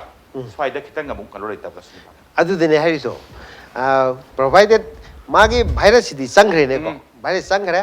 ꯑꯗꯨꯒ ꯁꯤꯝꯇꯣꯝ ꯂꯥꯛꯇ꯭ꯔꯤꯑꯕ ꯁꯤ incubation periodꯅꯤꯗꯅ 2 to 14 daysꯅꯦꯕ ꯑꯗꯨ ꯁꯤꯝꯇꯣꯝ ꯂꯥꯛꯇ꯭ꯔꯤꯉꯩꯗ ꯃꯉꯣꯟꯗ ꯇꯦꯁ ꯇꯧ ꯍꯥꯏꯕꯁꯦ ꯌꯥꯎꯗꯦꯕ ꯁꯤꯝꯇꯣꯝ ꯂꯥꯛꯀꯥꯟꯗ ꯃꯥꯗꯤ ꯍꯣꯝ ꯀ꯭ꯋꯥꯔꯟꯇꯥꯏꯟꯗꯤ ꯌꯥꯎꯏꯀꯣ ꯆꯠꯂꯨꯔꯦ ꯃꯥ ꯚꯥꯏꯔꯁ ꯆꯪꯈ꯭ꯔꯦ ꯍꯥꯏꯕꯁꯤ ꯁꯁꯄꯦꯛ ꯂꯩꯔꯦ ꯃꯔꯝꯗꯤ ꯏꯇꯥꯂꯤ ꯆꯠꯂꯨꯔꯦ ꯁꯁꯄꯦꯛ ꯂꯩꯔꯦ ꯑꯗꯨ ꯃꯥ ꯂꯥꯛꯄ ꯃꯇꯝꯗ ꯃꯥ ꯍꯣꯝ ꯀ꯭ꯋꯥꯔꯟꯇꯥꯏꯟ ꯑꯣꯇꯣꯃꯦꯇꯤꯀꯦꯂꯤ ꯃꯥ ꯇꯧꯖꯔꯗꯧꯅꯦꯕ ꯅꯝꯗꯣꯏꯅꯦ has to be forced ꯌꯥꯗ꯭ꯔꯒꯗꯤ ꯂꯝꯃꯦꯜ ꯌꯥꯗ ꯌꯥꯄꯣꯟꯇꯦ ꯑꯦꯛ ꯔꯦꯒꯨꯂꯦꯁꯟ ꯆꯂꯥꯏꯈ꯭ꯔꯦꯗꯅ ꯃꯥꯁꯤ ꯍꯣꯝ ꯀ꯭ꯋꯥꯔꯟꯇꯥꯏꯟ ꯇꯧꯔꯅꯤ ꯑꯗꯨꯒ ꯃꯥꯁꯤ ꯁꯤꯝꯇꯣꯝ ꯂꯥꯛꯑꯒꯗꯤ ꯃꯥ ꯇꯦꯁ ꯇꯧꯗꯣꯏꯅꯦꯕ ꯁꯤꯝꯇꯣꯝ ꯂꯥꯛꯇ꯭ꯔꯒꯗꯤ ꯇꯦꯁ ꯇꯧꯔꯣꯏꯌꯦ ꯁꯤꯗꯤ ꯒꯥꯏꯗꯂꯥꯏꯟ ꯑꯩꯈꯣꯏꯅ ꯊꯨꯒꯥꯏꯕ ꯌꯥꯔꯣꯏ ꯉꯁꯥꯏꯒꯤ ꯑꯩꯈꯣꯏꯅ ꯐꯣꯔꯃꯦꯠ ꯑꯅꯤ ꯄꯤꯔꯤꯑꯕ ꯑꯩꯈꯣꯏꯒꯤ ꯇꯦꯁ ꯇꯧꯅꯕ BRDLꯒꯤ ꯁꯤꯗ ꯐꯣꯔꯃꯦꯠ ꯑꯅꯤꯁꯦ ꯑꯩꯈꯣꯏꯅ ꯐꯤꯜ ꯑꯞ ꯇꯧꯕ ꯃꯇꯝꯗ ꯌꯥꯝ ꯗꯤꯇꯦꯜ ꯐꯣꯔꯃꯦꯠꯅꯤ ꯑꯗꯨ ꯑꯁꯣꯝꯗ ꯀꯩꯅꯣ ꯑꯞꯂꯣꯗ ꯇꯧꯈꯤꯗꯣꯏꯅꯤ ꯑꯗ ꯃꯣꯏꯅ ꯁꯤꯗꯤ ꯆꯤꯡꯅꯗꯦ ꯀ꯭ꯔꯥꯏꯇꯦꯔꯤꯌꯥ ꯁꯨꯗꯦ ꯗꯣꯟ ꯗꯨ ꯏꯠ ꯍꯥꯏꯔꯛꯀꯅꯦꯕ ꯑꯗꯩꯗ ꯑꯩꯈꯣꯏꯅ ꯃꯁꯤꯗꯤ ꯑꯩꯈꯣꯏ ꯀꯩꯅꯣꯅꯤ ꯑꯗꯨꯅ ꯑꯗꯥꯅꯤ ꯇꯧꯗꯣꯏꯕ ꯌꯥꯗꯦ ꯁꯣꯁꯤꯌꯦꯜ ꯏꯁꯨꯅꯤ ꯅꯦꯒꯦꯇꯤቭ ꯑꯣꯏꯕ꯭ꯔꯥ ꯄꯣꯖꯤꯇꯤቭ ꯇꯧꯊꯣꯛꯄꯤꯁꯤ ꯀꯩꯅꯣ ꯑꯩꯈꯣꯏ ꯍꯟꯅ ꯍꯥꯏꯅꯔꯀꯥꯟꯗ ꯇꯧꯔꯤꯅꯦꯕ ꯍꯧꯖꯤꯛꯀꯤ ꯇꯔꯦꯠꯁꯦ ꯑꯩꯈꯣꯏꯅ ꯔꯤꯝꯁꯇ ꯇꯧꯈꯤꯕ ꯇꯔꯦꯠꯁꯦ ꯑꯩꯅꯁꯨ ꯈꯪꯅꯤꯡꯕ ꯃꯌꯥꯝꯁꯨ ꯈꯪꯅꯤꯡꯗꯧꯕ ꯑꯃ South Korea countryꯗ ꯇꯥꯃꯣ around 3 lakhsꯀꯤ ꯇꯦꯁ ꯇꯧꯈꯤꯕꯁꯦ ꯁ꯭ꯋꯥꯏꯗꯗꯤ ꯇꯥꯃꯣ ꯍꯨꯒꯤ ꯒꯥꯏꯗꯂꯥꯏꯟꯁꯦ ꯃꯣꯏꯒ ꯑꯃꯨꯛ ꯈꯤꯇꯪ ꯈꯦꯠꯅꯅꯤ ꯑꯩꯈꯣꯏꯒꯤꯗꯤ ICMR Ministry of Healthꯅꯤ ICMR and Ministry of Healthꯅꯤ ꯃꯣꯏꯒꯤ ꯒꯥꯏꯗꯂꯥꯏꯟꯁꯤ ꯗꯦꯂꯤ ꯑꯞꯂꯣꯗ ꯑꯗꯨꯝ ꯅꯨꯡꯇꯤꯒꯤ ꯑꯗꯨꯝ ꯌꯦꯡꯕ ꯌꯥꯏ ꯀꯔꯝꯕ ꯃꯤꯕꯨ ꯇꯦꯁ ꯇꯧꯒꯗꯒꯦ ꯍꯥꯏꯕꯁꯤꯅꯤ ꯁꯤ ꯃꯈꯥꯗ ꯂꯣꯏꯅꯃꯛ countryꯒꯤ ꯈꯔ ꯑꯗꯨꯝ ꯈꯦꯠꯅꯕ ꯂꯩꯔꯅꯤ ꯁꯤꯗ ꯍꯥꯏꯖꯅꯤꯡꯕ ꯑꯃꯅ yes please go ahead South Koreaꯗ ꯇꯧꯔꯤꯕꯗꯣ South Korea China ꯑꯗꯒꯤ Italy Iran ꯁꯤ ꯃꯣꯏ ꯃꯊꯪ ꯊꯣꯛꯂꯛꯄꯅꯦꯕ ꯊꯣꯛꯂꯛꯄ ꯀꯥꯟꯁꯤꯗ ꯑꯩꯈꯣꯏ ꯃꯁꯤꯒꯤ ꯗꯤꯖꯤꯖꯁꯦ COVID-19ꯁꯦ ꯃꯁꯤ ꯍꯥꯟꯅ ꯑꯃꯨꯛꯇ ꯊꯣꯛꯈꯤꯗ꯭ꯔꯤꯕ ꯑꯗꯨꯒꯨꯝꯕ ꯀꯣꯔꯣꯅꯥ ꯚꯥꯏꯔꯁꯅꯦꯕ ꯃꯥꯒꯤ ꯀꯔꯤ ꯂꯩꯒꯦꯁꯦ ꯈꯪꯕ ꯉꯝꯗꯦꯕ ꯑꯗꯨ ꯍꯧꯖꯤꯛ ꯊꯣꯛꯑꯕ ꯃꯇꯨꯡꯗ ꯆꯥꯏꯅꯥꯗ ꯃꯣꯏꯗ ꯊꯣꯛꯑꯕ ꯃꯇꯨꯡꯗ WHOꯁꯨ ꯃꯣꯏꯒꯤ ꯁꯤꯝꯇꯣꯝꯁꯤꯡ ꯃꯣꯏꯗ ꯇꯧꯔꯤꯕ ꯃꯌꯥꯝꯁꯤꯡꯗꯨ ꯌꯦꯡꯉꯒ ꯃꯣꯏꯁꯨ ꯒꯥꯏꯗꯂꯥꯏꯟꯁꯦ ꯑꯃꯨꯛ ꯁꯦꯝꯃꯛꯏꯅꯦ ꯑꯗꯨꯅ ꯒꯥꯏꯗꯂꯥꯏꯟꯗꯨ ꯁꯦꯝꯃꯛꯄꯅꯤꯅ ꯍꯧꯖꯤꯛ ꯑꯩꯈꯣꯏꯗ ꯊꯣꯛꯂꯛꯏꯁꯤꯗꯤ ꯑꯩꯈꯣꯏꯗ ꯄꯤꯔꯤꯕ ꯒꯥꯏꯗꯂꯥꯏꯟꯁꯤꯡꯁꯤꯗꯤ South Koreaꯗ ꯆꯠꯈ꯭ꯔꯕ ꯑꯗꯒꯤ Iranꯗ ꯇꯧꯈ꯭ꯔꯕ ꯑꯗꯒꯤ Italyꯗ ꯇꯧꯈ꯭ꯔꯕ Chinaꯗ ꯇꯧꯈ꯭ꯔꯕ ꯃꯌꯥꯝꯗꯨꯗꯒꯤ ꯈꯣꯝꯖꯤꯜꯂꯒ ꯃꯣꯏꯅ ꯑꯃꯨꯛ ꯑꯅꯧꯕ ꯒꯥꯏꯗꯂꯥꯏꯟ ꯑꯃꯨꯛ ꯁꯦꯝꯕꯅꯦꯕ ꯍꯧꯖꯤꯛꯁꯨ ꯑꯩꯈꯣꯏ ꯏꯟꯗꯤꯌꯥꯗ ꯇꯧꯔꯤꯁꯤ ꯍꯧꯖꯤꯛꯁꯨ ꯑꯃꯨꯛ ꯆꯦꯟꯖ ꯇꯧꯔꯛꯀꯗꯧꯔꯤꯕ ꯃꯣꯏꯁꯦ ꯇꯧꯔꯛꯀꯗꯣꯏꯅꯤ ꯍꯌꯦꯡ ꯀ꯭ꯋꯥꯔꯟꯇꯥꯏꯟꯁꯤ ꯀꯗꯥꯏꯗ ꯇꯧꯒꯗꯒꯦ ꯀꯩꯅꯣ ꯇꯧꯒꯗꯒꯦ ꯍꯥꯏꯕꯁꯤꯁꯨ ꯃꯣꯏ ꯑꯃꯨꯛ ꯁꯦꯝꯃꯛꯀꯗꯧꯔꯤꯅꯦꯕ ꯑꯗꯨ ꯑꯩꯈꯣꯏꯅ ꯉꯁꯥꯏꯒꯤ ꯑꯩꯈꯣꯏꯒꯤ ꯁꯔꯠꯆꯟꯗ꯭ꯔꯅ ꯍꯥꯏꯕꯤꯈꯤꯕꯗꯣ ꯉꯁꯥꯏ ꯑꯩꯈꯣꯏꯒꯤ ꯁꯤꯝꯇꯣꯃꯦꯇꯤꯛ ꯑꯣꯏꯕ ꯍꯥꯏꯁꯦ ꯃꯤ ꯑꯃꯗ ꯃꯥꯁꯤ ꯀꯔꯤꯒꯨꯝꯕ ꯃꯥꯅ ꯀꯟꯇꯦꯛ ꯂꯩꯔꯨꯔꯕ ꯑꯩꯈꯣꯏꯒꯤ ꯆꯤꯡꯅꯕ ꯃꯤ ꯑꯃꯒ ꯀꯟꯇꯦꯛ ꯂꯩꯔꯨꯔꯕ ꯃꯥꯒ ꯂꯩꯃꯤꯟꯅꯔꯨꯔꯕ ꯅꯠꯇ꯭ꯔꯒ ꯃꯥ ꯃꯄꯥꯟꯗ ꯆꯠꯂꯨꯔꯕ ꯃꯥꯁꯤ ꯀ꯭ꯋꯥꯔꯟꯇꯥꯏꯟ ꯄꯦꯔꯤꯌꯗꯁꯤꯗ ꯃꯥꯁꯤ ꯁꯤꯝꯇꯣꯝ ꯈꯔꯗꯤ ꯁꯣꯏꯗꯅ ꯎꯠꯂꯛꯀꯅꯦꯕ ꯌꯥꯝꯕ ꯌꯥꯏ ꯌꯥꯝꯗꯕ ꯌꯥꯏ ꯈꯔꯗꯤ ꯁꯣꯏꯗꯅ ꯎꯠꯂꯛꯀꯅꯦꯕ ꯃꯇꯝꯗꯨꯗꯅꯦꯕ ꯃꯥꯒꯤ ꯑꯗꯨꯒꯤ ꯁꯤꯝꯇꯣꯝꯗꯣ ꯂꯥꯛꯑꯕ ꯃꯇꯨꯡꯗ ꯁꯣꯝꯗꯒꯤ ꯃꯥꯒꯤ ꯑꯁꯣꯝꯗ ꯆꯠꯂꯨꯕꯒꯤ ꯐꯣꯔꯦꯟ ꯆꯠꯂꯨꯕꯒꯤ ꯀꯩꯅꯣꯗꯨꯒ ꯄꯨꯜꯂꯒ ꯑꯩꯈꯣꯏꯅ ꯃꯗꯨꯒꯤ ꯀ꯭ꯔꯥꯏꯇꯦꯔꯤꯌꯥꯗꯨꯗꯅꯦ ꯑꯩꯈꯣꯏꯅ ꯇꯦꯁ ꯇꯧꯕ ꯌꯥꯏꯅ ꯂꯥꯛꯀꯗꯧꯔꯤꯁꯦ ꯍꯧꯖꯤꯛꯁꯦ ꯃꯔꯨꯑꯣꯏꯅ ꯍꯦꯜꯊ ꯑꯦꯛꯁꯄꯥꯔꯠꯁꯤꯡ ꯒ꯭ꯂꯣꯕꯦꯜ ꯍꯦꯜꯊ ꯑꯦꯛꯁꯄꯥꯔꯠꯀꯤ ꯀꯔꯤꯒꯤ ꯁꯨꯝ ꯀꯃꯦꯟ ꯂꯩꯕꯗ ꯇꯥꯕ ꯃꯇꯝꯗ ꯃꯔꯨꯑꯣꯏꯅ ꯏꯇꯂꯤꯒꯤꯗ ꯌꯥꯝꯅ ꯑꯩꯈꯣꯏꯒꯤ ꯐꯦꯇꯦꯂꯤꯇꯤ ꯔꯦꯠꯁꯤ ꯏꯚꯟ ꯆꯤꯅꯥꯗꯒꯤ ꯍꯦꯟꯅ ꯋꯥꯡꯊꯣꯛꯈꯤꯕꯒꯤ ꯃꯔꯝꯁꯤ ꯃꯌꯥꯝ ꯁꯨꯝ ꯍꯥꯏꯕꯗ ꯃꯈꯣꯏꯗꯁꯨ ꯂꯣꯛꯗꯥꯎꯟ ꯑꯗꯒꯤ ꯁꯣꯁꯤꯌꯦꯜ ꯗꯤꯁꯇꯦꯟꯁꯤꯡꯁꯤ ꯌꯥꯝ ꯀꯟꯅ ꯆꯠꯊꯩ ꯃꯌꯥꯝꯅ ꯄꯤꯕ ꯑꯣꯄꯤꯅꯤꯌꯟꯗ ꯇꯦꯁटिꯡꯒꯤ ꯑꯦꯔꯤꯌꯥꯁꯦ ꯁꯃꯥꯏ ꯀꯗꯥꯏꯗꯅꯣ ꯃꯣꯏꯁꯦ ꯈꯤꯇꯪ ꯇꯞꯀꯤ ꯍꯥꯏꯕ ꯑꯦꯔꯤꯌꯥ ꯑꯃ ꯍꯥꯏꯅꯔꯤꯕ ꯃꯁꯤ ꯀꯌꯥꯝ ꯆꯨꯝꯖꯥꯠꯅꯣ ꯃꯗꯨꯃꯛꯇꯤ ꯑꯩꯅ ꯃꯗꯨ ꯊꯥꯖꯗꯦ ꯀꯔꯤꯒꯤꯅꯣꯗ ꯏꯇꯂꯤꯁꯦ ꯍꯧꯖꯤꯛ ꯆꯍꯤ ꯈ꯭ꯋꯥꯏꯗꯒꯤ ꯌꯥꯝꯅ ꯂꯩꯕ countries maneba 80 and 85 90 bao leiba mi moi kanu leiba adu sigi kanu si yamna nagalli di koi gi aged person sing si de hena adu fertility rate wangi si sidane aduna hoji Italy da thole ise taseng badi moi gi 80 85 pi range da leiba mi sing si yam panina maduna hena thol panina ko di yes fertility rate to elderly people sing to the hena wangi adu thok pa moi de hena adu gi wang pan he sam da ka tamo no no hoji se ai koi de hoji leiba like Jennings testing center lei hariba rim si su tamo leibirabla Later. Okay, tamo. Ado masi sathari se nangai bu koi Pune da tharam tamo. Pune gi National akoi gi Virology Institute da tharam bani. Sida tawri se tamo testing kit na tawri tra tamo. Mani. Testing kit na. Kit lai aduga PCR machine. PCR polymerase chain reaction machine lai. Okay. So coronavirus na infected or agadi testing kit sing na khangba game tamo. Ado maroi na sida le testing kit na di khamba da mayam sum haibi da like karim kan da Pune da COVID ki coronavirus ki sample thar kan da chingna badu thara ga yeng le tamo. Akoi da coronavirus to confirm dit positive oi da ba. But kitang nanda ba dai te kitang safa ba da nuksa thini ngai din dum oi ba. H1N1 nari kai se. Swai se tamo swai da Pune da kum da thar kan da khangira testing kit su dum khangba ngam godra se ni. Other like disease. Testing kit di datte hojiki the only coronavirus thang ki no se akoi ki reagent sine ba ki isna atopa different meaning am sa khrane ba okay reagent hai se ba madu test on ba ke no ki chemical reagent do adu ne ina ijeri se ada I1 N1 city akoi sida BRDL akoi ki laboratory sa diagnose to ba kui re akoi na diagnose to kui re to ba dagi influenza akoi je to ILI like ko influenza like illness influenza virus H1 N1 negi swine flu hai se negi hepatitis virus dengue Japanese encephalitis CD akoi hana de hona akoi sida freedom tawri ba ada ki novel coronavirus se sikatang de akoi nangam da bane ba ado hojik ti moina tawro haina hana trial run kara hana tawra bane akoi gi handaki mi gi tang handaki march tang taramathui se mase sida yare horo haina hair khab trial run do khoi mai pakre ba Husiki testing kit sing thara matung testing kit su tawa sing budi state sigi isam husik hangnari si state ki oibada policy da haipta state ta tawa husik le si even UP adagi Maharashtra Delhi adagi Andhra Pradesh mai gi layong adum khara masing yam bagi sang infected ki kari gi jeng badum khenari tawa India gi ondi Kerala le yan han bani haibni tawa so ai da tawa state ki tongan ba policy ma masa na semja ba si tawa oithok pura na thakana adum health union ki health ki makha da dum miyeng makha da legadra masi single ke roni window ni okay akoi ki government of India ministry of health ki makha da loin salai rakpani adana makoi na direction pi bi matung ina akoi na akoi ki state ki on ke no se policy se leija bane jari ba aduga itan local variation thajak tagi setok sin tagi wani adu di aduga policy di moi gi ni adana central nodal officer ma akoi tharak khare Manipur gi oina 1 week lai dori rims visit togre jenims visit togre atei kairau gi quarantine center hospital do visit togre main to dana mana ma na ngasi si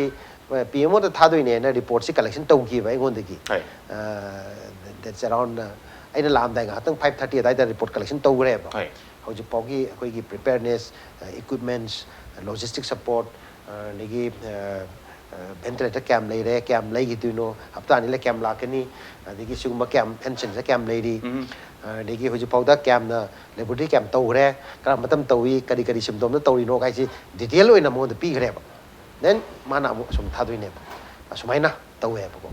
akoina tongninge adu tawe koi gi guideline hidak thaninge kain tharu ya punte thawe ya tukte tawa amtang break ti logdi logdor am break momang sa amtang ga khangning mo horen ko ge chue tawa Manipur da tawa rims ne aduga jenims ne khoi gi testing kit le re skutak da dum coronavirus test wi are so ye wars kum changi hai tawa sima chum dai tamayam chum hai biuta aduga aina hangjaning na tawa testing test sama taw buda paisa kyam change aduga masi paisa chi kanang to ke masi moina dum tharakpani free ni free da government gyan to bani hai badi ana badu da madugi burden pidre sim na rekanda aduga ojik ngasai budi doctor thambi buda like around 5 to 6,000 hai bagi aduna ngasi ki keno da news da yawbani ni aduna yawri duna government spend to bagi wani but spend to we bijalam di badai du 100 heavy area thank you tawo aduga tawo budum lak sep tawo team sem sabro to budugi break ki matung lak sege tawo break ki matung da impact news in Manipur yang video punong ki pam da tuna putun lak sege impact news mi yang ta duna lebio Break matung ni yang bini bapuna makpo amkuna taram noksari tamu Ibotombi maroina hujik se jenims aduga rims ta quarantine facility ting hang thamme kayam yam da ba hujik phokta kayam thamba buduna amoro ndong pusat la kanda yes ready im dire sam na kanda private hospital ki nan Friday numita private sijagi ko MS yaubi mana haibiram bada private hospital ki so meeting ama apun meeting am to pre aduga maroina coronavirus na ꯑꯩꯈꯣꯏꯒꯤ ꯄꯦꯟꯗꯦꯃꯤꯛꯁꯤꯅ ꯃꯔꯝ ꯑꯣꯏꯔꯀꯥꯟꯗ private ꯍꯣꯁꯄꯤꯇꯥꯜꯁꯤꯡꯁꯤꯒꯤ alertness ꯀꯌꯥꯝ ready ꯑꯣꯏꯕ in case ꯊꯦꯡꯅꯔꯒꯗꯤ ꯍꯥꯏꯕꯒꯤ ꯋꯥꯐꯝ ꯑꯃ ꯑꯩꯅ ꯍꯪꯖꯅꯤꯡꯉꯤꯁꯤꯅ private hospital ꯈꯔꯗꯤ ꯃꯅꯤꯄꯨꯔꯗ ꯑꯗꯨꯒ ꯀꯦꯄꯤꯇꯦꯜ ꯏꯝꯐꯥꯜꯗ ꯀꯣꯔꯣꯅꯥ ꯚꯥꯏꯔꯁ ꯑꯅꯥꯕ ꯍꯥꯏꯗꯤ ꯂꯧꯕ ꯉꯝꯕꯒꯤ ꯀꯩꯅꯣꯁꯦ ꯐꯤꯕꯝꯗ ꯂꯩꯔꯕ꯭ꯔꯥ ꯁꯨꯝ ꯃꯁꯤ ꯑꯩꯈꯣꯏꯅ ꯍꯟꯗꯛꯇ ꯑꯩꯈꯣꯏ ꯃꯅꯤꯄꯨꯔ ꯒꯣꯔꯃꯦꯟꯅ ꯑꯩꯈꯣꯏꯒꯤ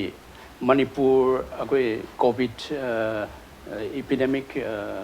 regulations, disease regulations and rules and am semi. 13 March asida. Masida moi hai se akoi private hospital singda angam basingda. Akoi kanogi screening center natraga corner adamai kauraga am thambiu la iba patient singsi screening tawbiu. Aduga loinana arak patient akoi na singna patient se thamna na isolation ward amga thambiu hai. Mase akoi huji huji akoi gi hospital na su akoi chumnagi akoi gi kano sidagi main hospital sigi segregate tawraga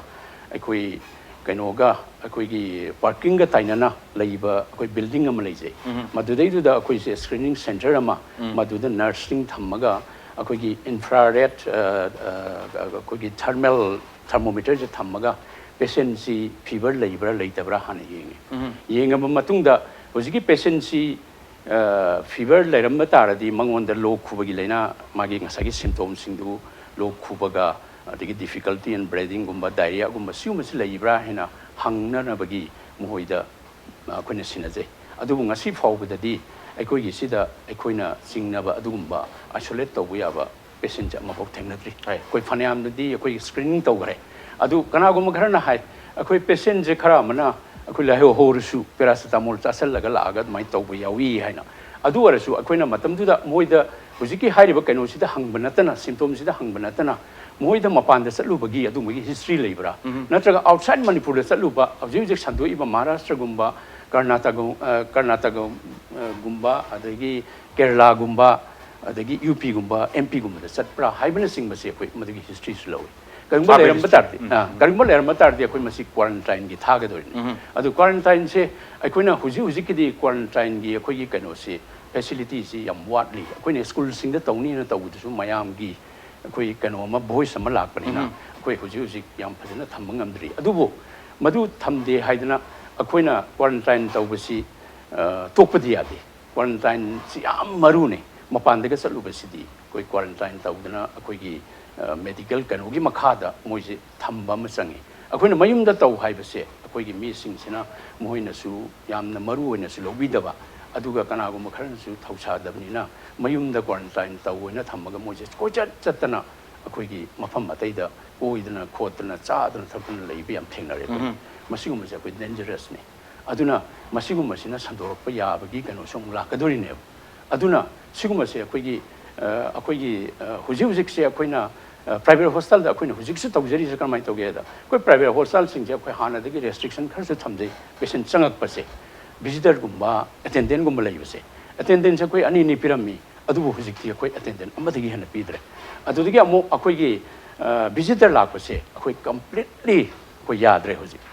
visitor amta lak piranu la akoi huji amta changhan jararoi na akoi restriction yam thamjare aduga huji ti akoina taurisi amaramda masi social distancing ne akoi mi mayam warta karida akoi anabagi patient parties laibada asakoi manungda anaba yengbada sister sing yam waba tanthokpada amuk tanthokani amuk changakani amuk tanthokani hannagi normal matamnadi khara phaiba hujiki hairiba akoi covid ki sumba akoi danger mayam si lakpa matamda akoina mayam bi kano mayam se akoi mayamna saurasu ope request tawraga nahangai ni hujikti coronavirus ki problem si yamna nungang leirabadina mayam sing hospital authority na haibu inbiu yes anaba manakta leningba anaba seba toningba tawudabo masigi kai tare threat coronavirus ki threat su koi kamune se habne tawon maruna hujikse rims quarantine facility damo sinau chatra yengmina kre damo khangjare damo but hujik mi leibra sini damo isolation Masida Sharma, I please go ahead. Quarantine, Hibasi, City Nadriba Midu, a quick in Naraktanaba, Tunga Namapon, the center of the company. ꯑꯗꯣ usually ꯃꯁꯤ border area ꯗ ꯇꯧꯅꯩ ꯑꯗꯨꯒ airport ꯇꯒꯤ ꯂꯥꯛꯄꯁꯤꯡꯁꯤꯅ ꯃꯐꯝ ꯑꯃꯗ quarantine center ꯁ꯭ꯀꯨꯜꯁꯤꯡꯗ ꯍꯥꯡꯗꯣꯛꯅꯔꯤꯗꯅꯀꯣ ꯁꯤ quarantine center ꯀꯧꯏ ꯑꯗꯨꯒ ꯑꯩꯈꯣꯏꯒꯤ ꯍꯣꯁꯄꯤꯇꯥꯜꯗꯗꯤ quarantine centerꯗꯤ ꯂꯩꯇꯦ ꯃꯁꯤꯗꯤ ꯑꯩꯈꯣꯏꯒꯤꯗꯤ isolation Yes, isolation ꯑꯗꯨꯅ isolation ꯁꯤꯗꯤ symptom ꯂꯥꯛꯑꯀꯥꯟꯗꯅꯦꯕ ꯂꯩꯗꯣꯏꯁꯦ symptom ꯂꯥꯛꯄ patient ꯗꯨꯅꯦꯕ ꯑꯩꯈꯣꯏꯅ examine ꯇꯧꯔꯕ ꯃꯇꯨꯡꯗ ꯃꯁꯤ isolation ꯊꯝꯕ ꯗꯔꯀꯥꯔ ꯑꯣꯏꯗꯦ test ꯇꯧꯕ ꯗꯔꯀꯥꯔ ꯑꯣꯏꯗꯦ ꯍꯥꯏꯁꯦ ꯑꯗꯨꯗ decide ꯇꯧꯗꯣꯏꯅꯦꯕ isolation ꯍꯧꯖꯤꯛ ꯃꯤ ꯂꯩꯕ꯭ꯔꯥ ꯂꯩꯇꯕ꯭ꯔꯥ ꯁꯤꯗꯤ ꯇꯥꯃꯣ ꯂꯩꯇꯦ ꯂꯩꯇꯦ ꯍꯧꯖꯤꯛ ꯂꯩꯇꯦ ꯍꯧꯖꯤꯛ ꯂꯩꯇꯦ ꯂꯩꯇꯦ ꯍꯧꯖꯤꯛꯀꯤ ꯂꯩꯇꯦ yes ꯑꯗꯨ ꯇꯥꯃꯣ ꯍꯧꯖꯤꯛꯀꯤ ꯌꯥꯝ ꯐꯕ ꯑꯃ ꯇꯥꯃꯣ ꯍꯧꯖꯤꯛ ꯃꯔꯨꯑꯣꯏꯅ ꯍꯣꯁꯄꯤꯇꯥꯜꯗ ꯂꯥꯛꯑꯒꯅ isolation ꯑꯗꯨꯒ ꯑꯇꯣꯞꯄ ꯃꯐꯝ ꯑꯃꯗ ꯑꯇꯣꯞꯄ ꯃꯐꯝ ꯁꯦꯝꯃꯒ ꯊꯝꯕꯗꯨꯅ quarantine ꯍꯥꯏꯕꯅꯤ ꯇꯥꯃꯣ ꯅꯥꯗ꯭ꯔꯤꯕ ꯑꯗꯨꯅ ꯅꯥꯗ꯭ꯔꯤꯕꯗꯣ ꯃꯅꯤꯄꯨꯔꯗ ꯇꯥꯃꯣ ꯖꯦꯅꯤꯝꯁꯇ ꯑꯗꯒꯤ ꯔꯤꯝꯁꯇ isolation ward ꯂꯩꯔꯦ ꯇꯥꯃꯣ so far as quarantine ꯍꯥꯏꯔꯒꯗꯤ ꯖꯒꯥ ꯑꯃꯗꯤ provide ꯇꯧꯕ ꯃꯊꯧ ꯇꯥꯗꯣꯔꯤ ꯇꯥꯃꯣ ꯍꯧꯖꯤꯛ ꯃꯅꯤꯄꯨꯔꯗ ꯁ꯭ꯀꯨꯜꯗ ꯅꯠꯇ꯭ꯔꯒꯅ ꯑꯇꯣꯞꯄ ꯈꯤꯇꯪ ꯁꯥꯐꯒꯗꯕ ꯑꯦꯔꯤꯌꯥꯁꯤꯡ ꯀꯝꯄꯥꯎꯟꯁꯤꯡꯗ quarantine ꯍꯥꯡꯒꯦ ꯇꯧꯕꯗ ꯃꯌꯥꯝꯅ ꯑꯊꯤꯡꯕ ꯄꯤꯔꯛꯏꯁꯦ ꯀꯔꯤ ꯃꯦꯁꯦꯖ ꯄꯤꯅꯤꯡꯉꯤ ꯃꯁꯤꯒꯤ opinion ꯑꯩ ꯃꯐꯝꯁꯤꯗ ꯑꯩ ꯐꯣꯡꯗꯣꯛꯑꯣꯏ ꯑꯗꯨꯕꯨ quarantine centerꯗ ꯍꯥꯡꯇꯣꯛꯑꯒ ꯑꯩꯈꯣꯏꯒꯤ suspected ꯑꯩꯈꯣꯏꯅ symptomꯗꯤ ꯂꯩꯇ꯭ꯔꯤꯕ ꯑꯩꯈꯣꯏꯒꯤ ꯏꯆꯤꯟ ꯏꯅꯥꯎꯁꯤꯡꯁꯦ ꯑꯗꯨ ꯊꯝꯕꯁꯤꯒꯤ plus minus ꯌꯥꯝ ꯂꯩꯀꯣ ꯌꯨꯝꯗ quarantine ꯇꯧꯕꯒꯤ plus minus ꯌꯥꯝ ꯂꯩ ꯃꯁꯤ ꯃꯇꯝ ꯑꯃꯒꯤ ꯃꯇꯝ ꯆꯥꯔꯀꯥꯟꯗ discussion forumꯗ ꯂꯥꯛꯀꯅꯤ ꯑꯗꯣ ꯍꯧꯖꯤꯛꯃꯛꯀꯤꯗꯤ ꯑꯩꯈꯣꯏ ꯁꯤꯗ positive ꯑꯣꯏꯕ ꯀꯦꯁꯁꯨ ꯂꯩꯇ꯭ꯔꯤꯀꯣ ꯑꯗꯨꯅ ꯃꯇꯝꯅ ꯑꯗꯨꯝ ꯄꯨꯔꯛꯀꯅꯤ ꯑꯗꯨꯕꯨ ꯑꯩꯅ ꯍꯥꯏꯖꯅꯤꯡꯕꯗꯤ quarantine ꯍꯥꯏꯕꯁꯦ ꯃꯁꯤ ꯂꯥꯛꯏꯕ ꯂꯥꯏꯆꯠꯁꯤꯒꯤ ꯍꯤꯁꯇ꯭ꯔꯤꯁꯤ epidemiological ꯀꯩꯅꯣꯁꯤ ꯌꯦꯡꯉꯒ ꯇꯧꯗꯕ ꯌꯥꯗ꯭ꯔꯕ ꯑꯃꯅꯤ ꯑꯗꯨꯅ ꯃꯁꯤ ꯒꯣꯚꯔꯟꯃꯦꯟꯠꯅ ꯗꯤꯁꯤꯖꯟ ꯂꯧꯕꯗꯣ ꯃꯗꯨ ꯌꯥꯝꯅ ꯆꯨꯝꯕ ꯋꯥꯐꯝ ꯑꯃꯅꯤ ꯑꯗꯨꯒ ꯁ꯭ꯀꯨꯜ ꯈꯪꯗꯦ ꯃꯐꯝ ꯑꯃ ꯈꯪꯗꯦ quarantine center ꯑꯃ declare ꯇꯧꯔꯒ ꯁꯤ ꯇꯧꯕꯁꯦ ꯁꯤ is a must ꯃꯁꯤꯗꯤ ꯑꯩ fully ꯑꯩ endorse ꯇꯧꯏ India as a whole tamo country ki oina even Manipur si yauna hojik yam lurisi authority ki mamang sing dadi health service ki karigi thengnaba mayam leiba sing ka dadi ai isai thanda yumda tawroge di chatti chakiba self quarantine self isolation tawroge social distancing tawroge di chatti chakiba maswai da yumda chat krising che kayam yam nang ngang na salam godage se tamo achu question nama oidabra sini tamo country like India hoi oi madu ꯑꯩꯈꯣꯏꯒꯤ ꯑꯦꯛꯁꯄꯤꯔꯤꯌꯦꯟꯁꯇ ꯍꯧꯖꯤꯛ ꯐꯥꯎꯗ ꯑꯩꯈꯣꯏꯅ patient 8ꯀꯤ ꯑꯦꯛꯁꯄꯤꯔꯤꯌꯦꯟꯁꯁꯤꯗ ꯁꯁꯄꯦꯛꯇꯦꯗ case 8ꯀꯤ ꯑꯦꯛꯁꯄꯤꯔꯤꯌꯦꯟꯁꯁꯤꯗ ꯑꯩꯈꯣꯏꯅ ꯑꯩꯈꯣꯏꯒꯤ guideline ꯃꯆꯥ ꯑꯃ ꯑꯩꯈꯣꯏꯅ ꯄꯤ ꯌꯨꯝꯗ ꯍꯣꯝ ꯑꯥꯏꯁꯣꯂꯦꯁꯟ ꯇꯧꯕ ꯃꯇꯝꯗ ꯍꯣꯝ ꯀ꯭ꯋꯥꯔꯟꯇꯥꯏꯟ ꯇꯧꯕ ꯃꯇꯝꯁꯤꯗ ꯀꯔꯤ ꯀꯔꯤ ꯉꯥꯛꯀꯗꯒꯦ ꯍꯥꯏꯗꯅ ꯑꯩꯈꯣꯏꯅ ꯄ꯭ꯔꯤꯟꯇꯦꯗ ꯐꯣꯔꯝ ꯑꯃ ꯄꯤ ꯑꯗꯨꯒ ꯑꯩꯈꯣꯏꯒꯤ ꯇꯦꯂꯤꯐꯣꯟꯁꯨ ꯑꯗꯨꯝ ꯅꯨꯡꯇꯤꯒꯤ ꯑꯗꯨꯝ ꯋꯥꯔꯤ ꯁꯥꯟꯅꯩ ꯁꯤꯃꯤꯂꯔ ꯀꯣꯄꯤꯁꯤ ꯁꯤꯃꯤꯂꯔ ꯀꯟꯇꯦꯛ ꯅꯝꯕꯔꯁꯦ ꯑꯩꯈꯣꯏꯅ IDSPꯒꯤ ꯀꯩꯅꯣꯗꯁꯨ ꯑꯗꯨꯝ ꯄꯤ ꯆꯤꯞꯇ IDSP Integrated Disease Surveillance Program Manipur government की पी मकोई ना मकोई की प्रोटोकॉल दो SOP दो एक्टिवेट तौर मतुंग दा मकोई ना अदम मोबाइल दा करी दा अदम how are you कई तौरी कोचिक प्राखोट प्रा लाहु तो प्रा लोक प्रा है जो हांग माई हेल्थ तो नसी की हेल्थ स्टेटस तो हांगी माई तो ना 14 days से दवाई ना हांगा लेरगा अंडा मागी सिम्टोम लाए हरगती कोई मखाता बतु तो दुनी लागती हरगती 14 days लेरगा then चतुक से सिन्यारे so far as akoina hagi basi no yumda layu yumda gi mapan thokanu aduga ka dusu magi separate ka oge do bani adagi separate attached bath oge do bani magi dustbin mana sai thai ba mana mai arang ba tare khalasi lok thungen da tissue dusu dustbin makung ko ba hap ka do bani till such a time ma symptom ma quarantine per to loidir bawba aduga symptom laga na test tor mutung da negative waragadi man tor mem du yare positive ꯑꯣꯏꯔꯝꯃꯒꯗꯤ ꯃꯥꯒꯤ ꯃꯌꯥꯝꯗꯨ ꯑꯩꯈꯣꯏꯒꯤ ꯇꯧꯐꯝ ꯊꯣꯛꯄ ꯃꯌꯥꯝꯗꯨ ꯁꯣꯏꯅ ꯇꯧꯔꯅꯤ ꯃꯥꯒꯤ ꯑꯅꯥꯕ ꯑꯅꯤꯗꯨ ꯈꯦꯠꯅꯕꯅꯤꯅ ꯃꯁꯤꯒꯤ ꯑꯩꯈꯣꯏꯒꯤ ꯀꯩꯅꯣꯒꯤ UKꯒꯤ ꯃꯣꯗꯦꯜꯗꯗꯤ ꯁꯦꯄꯔꯦꯠ ꯀ꯭ꯋꯥꯔꯟꯇꯥꯏꯟꯒꯤ ꯑꯩꯈꯣꯏꯒꯤ WhatsApp ꯊꯥꯗꯣꯔꯛꯏ ꯍꯥꯏꯖꯔꯤꯕ ꯃꯁꯤ ꯑꯩꯈꯣꯏꯅ ꯃꯅꯤꯄꯨꯔꯒꯨꯝꯕ ꯃꯐꯝꯗꯗꯤ ꯃꯗꯨ ꯑꯩꯈꯣꯏ ꯄꯣꯁꯤꯕꯜ ꯑꯣꯏꯔꯣꯏ ꯑꯗꯣ UKꯒꯤ ꯃꯣꯗꯦꯜꯗꯨ ꯌꯥꯝ ꯐꯕ ꯃꯣꯗꯦꯜꯅꯤ ꯃꯥꯒꯤ ꯑꯩꯈꯣꯏ ꯍꯣꯝ ꯀ꯭ꯋꯥꯔꯟꯇꯥꯏꯟꯗ ꯁꯨꯃꯥꯏꯅ ꯁꯤꯒꯨꯝꯕ ꯀꯥꯁꯦ ꯂꯩꯒꯗꯧꯅꯤ ꯍꯥꯏꯕꯁꯦ ꯃꯁꯤ ꯌꯥꯝꯅ ꯀꯩꯅꯣꯅꯤ ꯆꯨꯝꯃꯤ ꯑꯗꯨꯕꯨ in our context ꯗꯗꯤ ꯑꯩꯈꯣꯏꯅ ꯄꯤꯕ ꯌꯥꯕ ꯑꯦꯗꯚꯥꯏꯁꯁꯦ ꯑꯗꯨꯝ ꯄꯤ ꯑꯗꯨꯒ ꯃꯥꯅ ꯃꯗꯨ ꯔꯨꯜ ꯊꯨꯒꯥꯏꯕ ꯍꯥꯏꯕꯁꯤꯗꯤ 이제 punishable ꯑꯩꯈꯣꯏꯒꯤ ꯉꯁꯥꯏꯒꯤ ꯔꯦꯒꯨꯂꯦꯁꯟ ꯑꯦꯛ ꯑꯃ ꯂꯩꯗꯣ ꯐꯥꯕ ꯌꯥꯔꯕꯅꯦꯕ ꯊꯨꯒꯥꯏꯕꯗꯤ ꯌꯥꯗꯦ ꯅꯤꯌꯣꯝꯅ ꯊꯨꯒꯥꯏꯕꯗꯤ ꯃꯔꯝꯗꯤ ꯃꯗꯨ ꯑꯩꯈꯣꯏ ꯃꯌꯥꯝꯁꯦ एफेक्ट ꯇꯧꯔꯛꯀꯗꯣꯏꯅꯦ तमो तमी मरो संदोपगी खुसंदोक कोरोना वायरस के हुजिक तादरसी ड्रॉपलेट्स इन्फेक्टेड ओइरबा मी मना हाक्ति कनबदा नतक लोकबद यौरपा खरा मरी खरा पाइथोरपसी मसी ख्वाइदगी मसी सेक्शन बदुनी इसम समदार कांद मदुगा हक्तेंग नदबा करिगुबा कांद नमो मयाम सुम हाइबदा वायरस सी पाइथोरे वायरस सी चेलबा मी दुदगी हो लोक थुबा दुगा हक्ति कनबदा लेबाक तसु तादबा aduga nuksita tawra leba swai gi posida tamo mim dagi mim da chongchiningai oibra natragana droplets tu thengure khutna infected oiba mi gi droplets tu thengure khutna swai da kaida khogi respiratory swai da nakchal akanda longnaba ma aduga masama thanda nuksita tawng leringi da arakpa mi ma thengbi abagi positivity lebra mase akhoi huzik fawbagi kanodadi koi droplet infection china tawbani haibani na akhoi droplet infection se ai ga maga naknabse 1 meter dagi taraba aduradi mana wangangakpa lok khurakpa hakti khalakpada mi dugi manatonda natraga mayada changiba yaye okay maduda changba yaye madudadi amaduna sandoga direct adum changdoini adu huzik akoina khanari si hujiki corona virus si year da pai matam da ma si kui ne hingde ane khanai adubu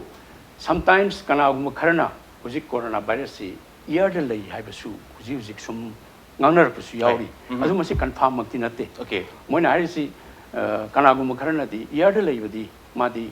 nungsa da kari da phogdu adi unga mani manu da ma ji adum mathan da si jagi okay makha ta tarak padudani mana table da lei hoba adigi steel da sanghoba adigi akhoi linen da sanghoba sigum basidi pung mapan dagina pung train choi bau sumani hingba yai aduna akoina pairu ba matam da khutsana pairu ba matam da akhoi da aigi khutsi madu pairu raga madu da yaur iba mahik to aina gi naton da pairu raba mit ki mucous membrane se da pairu raba natraga ya da pairu raba adu di madu yam line change koi skin ji di sangbang am de mo aduna mucous membrane da dine ba mo chang du aduna ne akoina aya matam da akoi khut seng na hambiu sapon ga akoi gi kano ga tawga ising ga tawga yam seng na niom chum na akoi khutchi hambiu sineba maduda ham ra boidi akoi na hujiki corona virus tu ba ambasu maduda changak pangamoi natraga akoi sanitizer na hujik lei base masi akoi gi khutchi amna soil tawba haidi akoi amona ka yaudna tawra di ham da su ayadre adubo anan ba khutadi ko sanitizer tawga dum maduna su si haibasi layeba aduna ni akoina social distancing amaga muk tawreise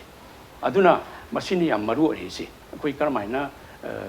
virus se karmaina akoi da changi haibasi maru ebdi hujik masini akoi sokna samna bada maga kana anaba midu seba tawruba mida adudagi naknaba mi doctor sing adu anaba droplets tu na thengraba magi mahi matai jena thengraba madusu akoi masidi respirate akoi sor nungsa sing akoi sor mong kai naksang dagati yam the chances risk yam wang he aduna ne akoi manipur je huji akoina akoi huji si anaba je leitri banina akoi si masigi gravity se akoi khangdri ba anaba je ler kuma tam da akoi PPE si am darkar la kaniba personal protective equipment ne akoi makok tagi adigi apronation da mai da goggle suptana natonda du utana loina ba phong ka sisu tawdna khotna tawba akoi adugumba personal protective equipment naina darkar lai masi akoi manipur huji marang kana leiti ba akoi ngarang na han akoi private hospital singi oiba meeting ama tawra matungda masi maksu ngarang akoi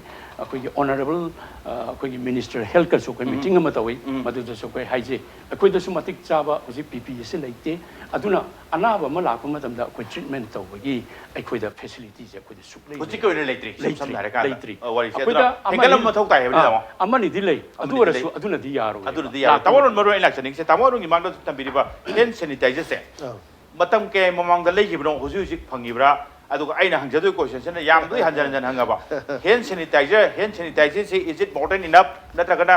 khut cham thokpa isinga sop ka toroga ani se karam bada chasige se okay rims ki oina hand sanitizer se China da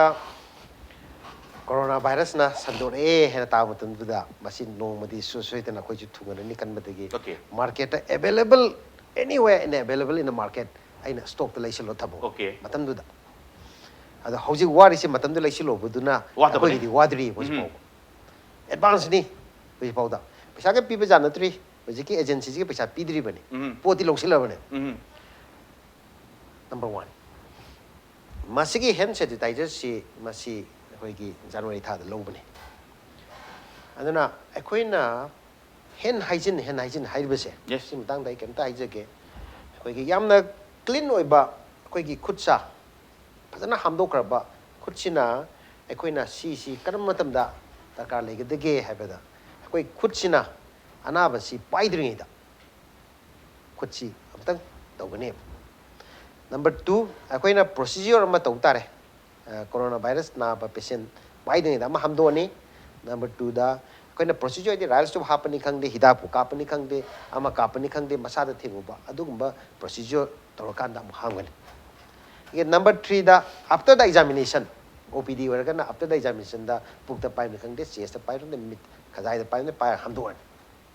number 4 da mana pai di ba keno lady ba phamung hippy ba phamung dugi kangdone pai ruba parda de pai ruba phalang de pai ruba ibis ne pai ruba environment adu da ma hamdo ni number 5 manga su basida khoi gi mana ka ki anab si yengi sida keteta ge hapa adegi othorok ba adegi nap ka thorpa adu da mahi manai si chong se chong ro kuta adu di sinam yadre adu de thoroughly sapon ga isingana hamba tare madugi di 6 different steps lay adagi kai da hamga dege kamai hamga dege minute kya hamga dege second kya hamga dege ai bale madu loire ba matung sida padana kang matung sida akoigi sida to do okay masini another question ta moro na infected oira coronavirus na naraba mi ma ka sai budi sum hai se magi droplets lok khubada hakti kan bada yawba gi kano dri madwai dege khoi laptok si haibani maduna chonghan dana ba madwai du khuna kaina thenguraga swai yorok tana be area dri ba anaba mina bathroom da natraga any public place da toilet ID washroom sin na ba wash basin da kaida ngasai gi ma droplets mayam thadaram ba haidi ba droplets sing to tamo amuk som da som drainage room sakhi doine ba ta ado ai du ki mo hangan na ado ai da ki di anaba pon ba ya ba gi tamo chances leitrabra drain out to ki yar bra sin yadri yadri disinfectant to duini akoi jaga do akoi na spray kap tuini akoi 1% 0.5% hypochlorite solution kap tuini spray to duini sengdo ko duini madu dia akoi cleaning housekeeping negi infection control committee lei hospital gi dimski infection control practices committee me amna tawraga IPC guideline lei infection prevention control guideline lei paniyom sap san lawi adu activate tawbani okay but hospital la thengnaradi hospital gi paikapum to ko paikat li ba da in case yum da wera ga di kitan pibam mamu dusan da wera ga di akoina hoi adu medical knowledge leiba amagi imung da wera ga di then will take care taseng badi uziki film sida di anaba media ko yum da di thamaro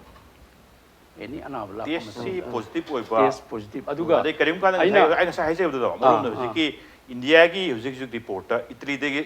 hogi honeymoon gi chalu mate banau do halaga na mai ni pidu cheli ba my husband do only infected ne bata uziki ni pidu agra da la ka na mayum ni loi chang chalu ri bata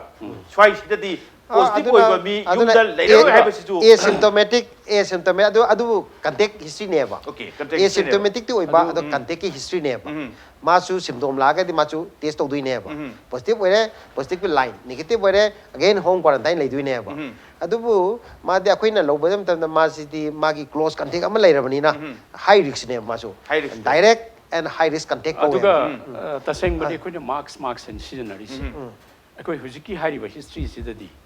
akoi mayam public mayam de mark season bi kasu darkar leite okay season na doise akoi gi nariba mi do mana hakchi khalakpa lo number 1 priority namon de pigin naba mi si de pigin ne N95 ko upai se moina upkadam ne aduga loina na akoi gi nursing moi bu treatment taw godoriba nursing nakna godoriba moi du darkar lei doctor sing darkar lei adu nataba atopadadi aduyamna masi gi marks gi darkar leite okay aduna mayamna masi yam chingnabiru yam chu ka biru no am wa chu ba ki no darkar tak amtanga maroina droplets se infected wa mi amdagi droplets tholopadu ai gi body gi other part like khutani khangde swaida ni khangde chonga ba swaida chong se ai gi khutuna ma thenga ga naton da kai da mit swai area de hotring gai di adum ya bara tragana virus to tamo masa matna chalak pa ya bu fem leiti akoi gi hairi si amuk clarify to ge please anaba mi sina hakti khale lok kore magi droplet generate tore ko droplet si kadai buk generate to ge yam chauba droplet ore gana put ani hairene ko yamna mayai in chauba gana put manga bo pa sandui adegi aerosol type ta yam pikpa microfine type to gana se put sam ya kai samu pu chaledana adu ma koi thinga maro ba adu mayai ga asobu du gane ba kon thing du se akoina mask am ukre ko N95 mask upe or 3 layer mask upe ne 3 layer di ngamning amoi du ni ko adu still akoi upe mana lokru pu do akoi sai tai re ne ba loi tai re ne tai poto still akoi infectious ne ba okay infectious ne akoi na soi na pai ro ga mit pai lo ga sang gi doi ne ba adu di akoi de lei ba virus mayam do novel corona virus mayam lei di na masi di akoi na madu section thar de akoi isam tong ja tari madu di akoi na lei yaw re pa e he na de khan la ga tok tari section thar section ba adu section ba se adu ki ba pa thok tai de mana ngasai gi haijari ba toilet washroom pun bai do usually madi separate to hai bane ba ada bathroom da lei da mana hakti kan do lok sil ga sai da pau ba sing do adu de su lak toi ne mai di particular hours kra pe de kra de hingi da di lak ne adu di koi na house ke seng dok cha tare spray to tare adu di adu mak yam na detail du di masang to cha tare adu na ne koi na hujik ki matam da even na koi gi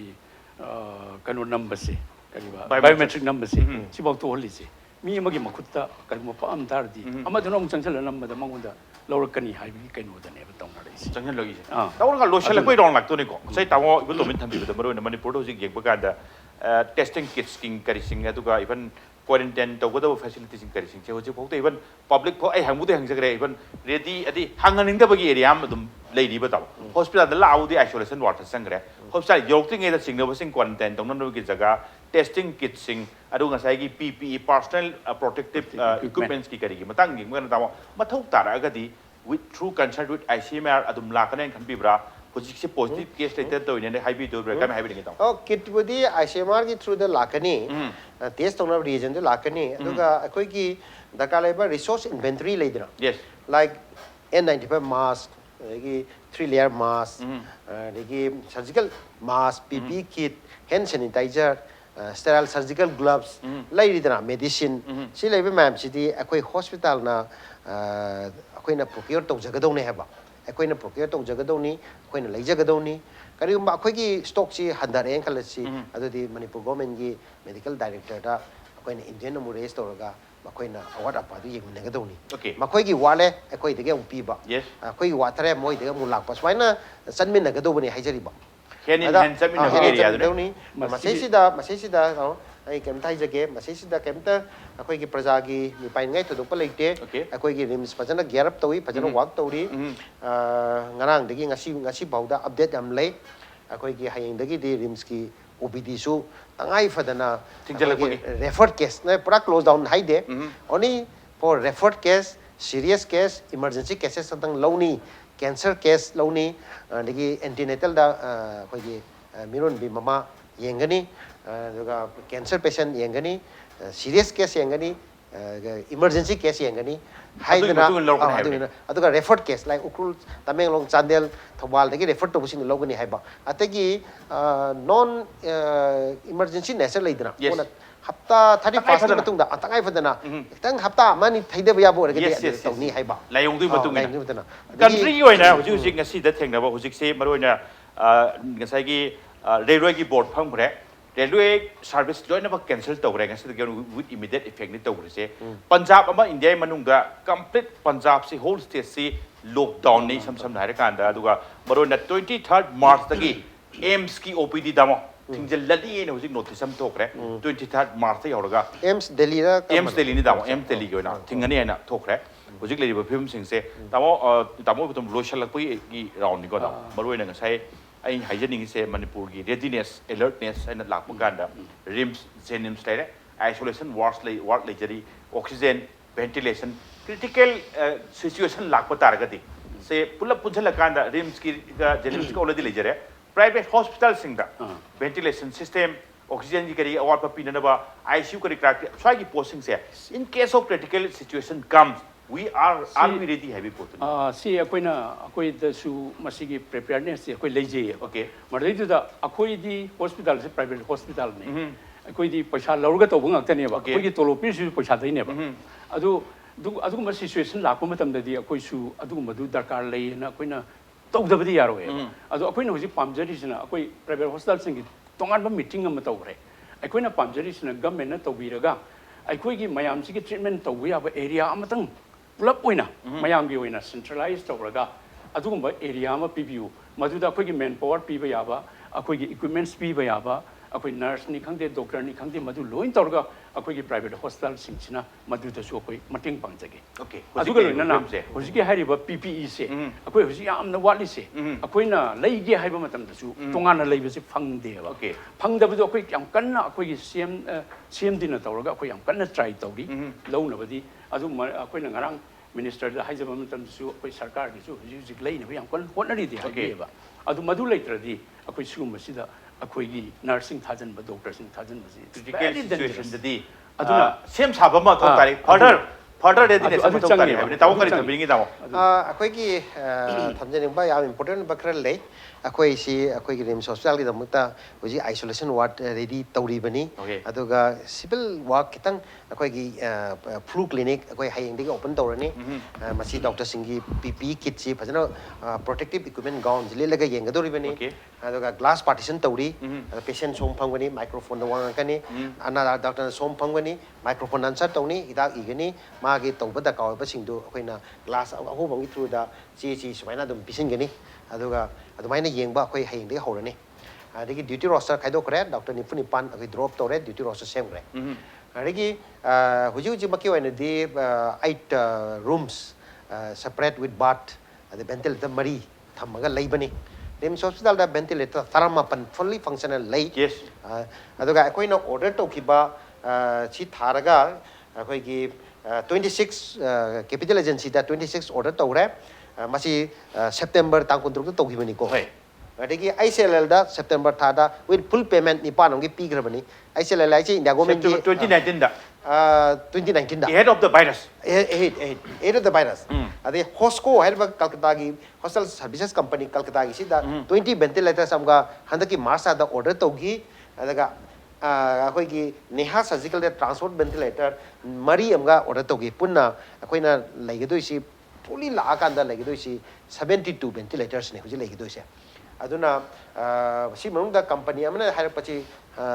ꯍꯪꯆꯤꯠꯀꯤ ꯇꯥꯡ 23ꯁꯦ ꯉꯁꯤ 22니ꯗꯅ ꯇꯥꯡ 23 10 ꯑꯃꯒ ꯊꯨꯡꯉꯔꯒꯦꯅ ꯍꯥꯏꯔꯛꯏ ꯁꯤꯃꯗꯤ ꯑꯩꯈꯣꯏꯗ ꯍꯥꯏꯔꯦ ꯃꯣꯏꯅ assurance ꯄꯤꯔꯦ ꯑꯦꯅꯤꯋꯦ ꯍꯧꯖꯤꯛ 19ꯁꯤꯗ 10 ꯑꯃ ꯊꯨꯡꯉꯗꯤ 29ꯗꯤ ꯂꯩꯔꯅꯤ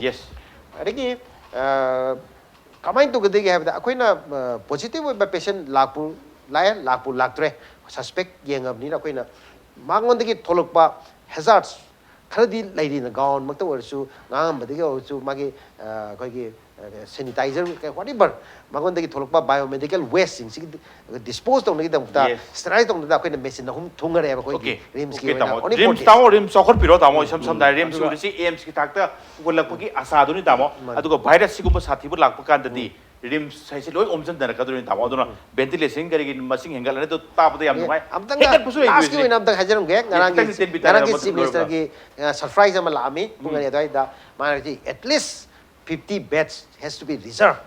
for coronavirus in the eventuality haibani aduna kainumba tholagadi 50 bed noi reserve to thamo hai aduidamta akoina akoigi plan da 50 beds nipan am lena 42 amaga akoi hapsinjarga 42 plus isolation ni nipan sega akoi ji 50 si akoi ngarang si director sahib ka khanaraga reserve to durpa kanda 50 do sem san lai haibani sem san lai ka tamo please 1 minute tamo please koi se ꯑꯩꯈꯣꯏꯒꯤ preparedness ꯑꯩꯈꯣꯏ ꯍꯧꯖꯤꯛ ꯉꯁꯥꯏꯒꯤ screening centerꯁꯨ ꯂꯩꯔꯦꯗꯅ ꯑꯩꯈꯣꯏꯁꯤ fever treatment center ꯍꯥꯏꯅ ꯑꯃꯁꯨ ꯑꯩꯈꯣꯏ ꯊꯝꯃꯦꯕ ꯃꯁꯤꯗꯩꯁꯤꯗ ꯑꯩꯈꯣꯏ fever ꯂꯥꯛꯄꯁꯤꯡꯁꯦ ꯑꯩꯈꯣꯏ ꯌꯦꯡꯉꯦꯕ ꯍꯥꯟꯅꯗꯒꯤ ꯌꯦꯡꯕ ꯍꯧꯔꯦ ꯑꯗꯣ ꯍꯧꯖꯤꯛꯇꯤ ꯀꯦꯁꯇꯤ ꯂꯥꯛꯇꯦ ꯑꯗꯨꯒ ꯑꯩꯈꯣꯏꯒꯤ ꯍꯣꯁꯄꯤꯇꯥꯜꯗ ꯍꯧꯖꯤꯛꯁꯦ ꯑꯩꯈꯣꯏꯒꯤꯁꯨ routine OPD adagi akoigi plan operation ko loin cancel tawre except emergency ETU dadi koi case sing emergency lak ko loin yengni emergency operation la su tawni aduna akoigi hospital da hujik karigumba coronavirus lak taradi coronavirus ki tongan ba kanom su lai taw yar oeba coronavirus ki in case patient la agadi aduna matam du da akoi ani thong khaidor ka doineba amana akoigi normal gi leijariba emergency da kari cheleba mayam se koi loin tokro di yar oeba chume maru ne jam chum open maduni rims ta jenims ta natraga atopa private hospital leading private hospital da OPT sing kari sing kakta base mayambu thoi da bunati sam dare ka da lakadoriba sathi doriba phibam se masigi sem sabani habni tamo Arunkumar duga tamo Ibotombi ngasi impact news to da lakbiba duga ngasi ge agenda Manipur se mapung phan bibge dam telo chalak pote kai kamni ba guest animapu amkan thagachri ngasi ke damuk tati impact news agenda Manipur tang solution jena ba tanjai role du lamdam se tori ba to kya ge marik sem report ke damak impact news ꯃꯌꯦꯛ ꯇꯥꯗꯨꯅ ꯂꯩꯕꯤꯌꯨ